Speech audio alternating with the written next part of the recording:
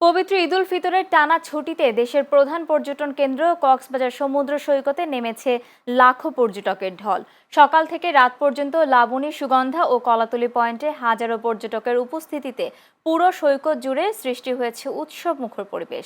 পর্যটন সংশ্লিষ্টরা বলছেন, ঈদের ছুটি শুরু হওয়ার পর থেকেই পর্যটকের আগমন বাড়তে থাকে। প্রতিদিন 1 লাখের বেশি পর্যটক কক্সবাজারে আসছেন এবং পুরো ছুটির সময়ে প্রায় 9 থেকে 10 লাখ পর্যটক আগমনের সম্ভাবনা রয়েছে। ইতোমধ্যে অধিকাংশ হোটেল ও রিসোর্টের 80 থেকে 90% কক্ষ আগাম বুকিং হয়ে গেছে।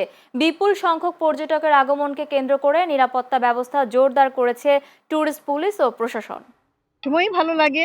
এটা তো সমুদ্র যতবারই আসি কখনো খারাপ লাগেনি, ভালোই লাগে। এখন আমরা ঈদের ছুটিতে এসেছি, এখন একটু গ্যাদারিংটা বেশি। এই এই আর অন্য ধরনের কোনো সমস্যা না। প্রথম ঈদের ছুটিতে আমরা কক্সবাজার আসলাম, তো ভালোই লাগতেছে। মানুষ অনেক বেশি, কিন্তু তাও হচ্ছে অনেকদিন পরে একটু এসে সাগর দেখতে পারতেছি, একটু রিফ্রেশিং লাগতেছে। প্লাস আবহাওয়া ভালো, রৌদ্র, তারপর তেমন একটা বেশি উত্তাপ নেই, মানুষের ঝামেলা নেই। বাংলাদেশের গর্ব, শুনতেও ভালো লাগে। আর আমি যেহেতু বাংলাদেশি, আমারও ভালো লাগতেছে। হিমশিম কাটছি, অনেক পর্যটক আছে এখানে, কিন্তু তারপরে আমরা ভলেন্টিয়ার 10 থেকে 20 জন আমরা ভলেন্টিয়ার রেখেছি তাদের নিরাপত্তার জন্য। আর এখানে আজ 2 দিন বা 3 দিন হচ্ছে, কিন্তু একজনও এরকম অপ্রীতিকর ঘটনা ঘটে নাই। আমাদের কলাতলি বিচ, সুগন্ধা বিচ এবং লাবণী বিচে 3টা টিম 24 ঘন্টা 2 শিফটে ডিউটি করছে।